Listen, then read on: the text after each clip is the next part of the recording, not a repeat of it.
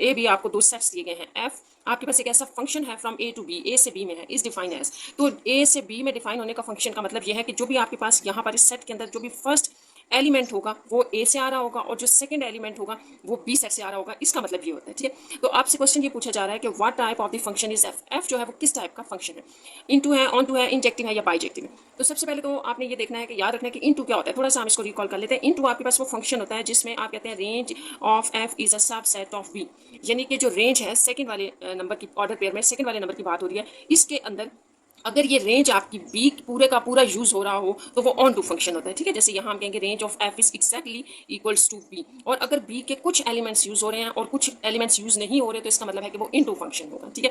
और इन दोनों के लिए जरूरी है, देखिए अगर ये इंजेक्टिव है ना, इंजेक्टिव तो इसका मतलब है ये इनटू तो होगा, इनटू तो होगा, प्लस वन वन भी होना चाहिए, ठीक है, प्लस वन वन भी होना चाहिए। और ये जो है ये वो ऑन टू हो प्लस वन वन होना चाहिए। ये सारी डेफिनेशन आपने पीछे एक्सरसाइज में पढ़ी है। तो पहली तो बात है कि ये फंक्शन वन वन नहीं है, इसका मतलब ये और ये दोनों ऑप्शन इसमें यूज नहीं होंगी। वन वन का मतलब होता है कि कोई भी सेकंड एलिमेंट रिपीट ना हो रहा, तो ये देखिए यहाँ रिपीट हो गया 2 0 0 0 दो दफा रिपीट हुआ, इसलिए ये वन वन तो था नहीं। अब ये इनटू या ऑन टू होगा, तो इसमें अभी मैंने आपको बता दिया कि रेंज अगर आपकी एक्जैक्टली यूज हो गई है सारी, तो रेंज क्या थी 0 और 2, तो यहाँ पर 0 और 2 दोनों यूज हो गया, कोई भी एलिमेंट बी का बाकी नहीं बचा, इसका मतलब है कि बी ऑप्शन आपकी करेक्ट है।